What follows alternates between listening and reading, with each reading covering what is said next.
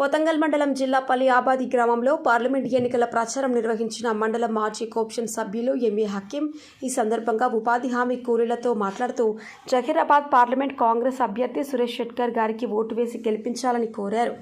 పేదలకు ఉపాధి కల్పించాలనే లక్ష్యంతో ఉపాధి హామీ పథకం చట్టం తీసుకువచ్చిన 100 రోజుల్లో పని కల్పించిన కాంగ్రెస్ పార్టీ గత 10 సంవత్సరాలు పరిపాలించిన టీఆర్ఎస్ ప్రభుత్వం మరియు బీజేపీ ప్రభుత్వం ఉపాధి హామీ కూలీలను పట్టించుకోవడం లేదని, రాష్ట్రంలో కాంగ్రెస్ ప్రభుత్వం ఉంది, కేంద్రంలో కూడా కాంగ్రెస్ ప్రభుత్వం వస్తుంది, ఉపాధి హామీ కూలీలకు రోజువారీ 400 రూపాయలు చెల్లిస్తోందని ఎంఏ హకీం తెలిపారు.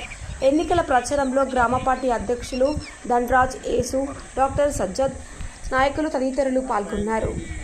గ్రామంలో ఉపాధి హామీ పథకం కింద గత ఫిబ్రవరి నెల నుంచి పనిచేస్తున్నాం మేము. అందులో మాకు 2 నెలల పేమెంట్ కూడా పడలేదు, పేమెంట్ కూడా సరిగ్గా పడతలేదు. ఇదంటే డైలీ వైజ్గా కూలీ చేసుకొని బతికేటోళ్ళు ఉన్నారు చాలామంది ఇక్కడ. ఆ ఎన్ఎల్సీ ఫ్యాక్టరీ వల్ల ఎకరం 2 ఎకరాల కన్నా ఎక్కువ వరకు లేదు ఇక్కడ. ఈ విషయం ఏపీఓ గారి కానీ ఎండిఓ గారికి లేదు, అందరికి విన్నవించిన వాళ్ళు కూడా ఏం చర్య తీసుకుంటలేదు. మా సార్ టెక్నికల్ సార్ అంటే ఆయన కూడా చెప్పిన ఒక వారం పడ్డది పోయి తీసుకొని మీరు ఒక వారం పడితే నెల చేసి ఒక వారం పడితే ఏమంటారు. అదే కాంగ్రెస్ ప్రభుత్వమే తీసుకొచ్చేది కాంగ్రెస్ ప్రభుత్వం. వైఎస్ రాజశేఖర్ పీరియడ్లో ఆరోగ్యశ్రీ కానీ మరి ఇది ఉపాధి హామీ అనేది వైఎస్ రాజశేఖర్ పీరియడ్లో వెళ్ళింది, మరి సోనియా గాంధీ చేసింది.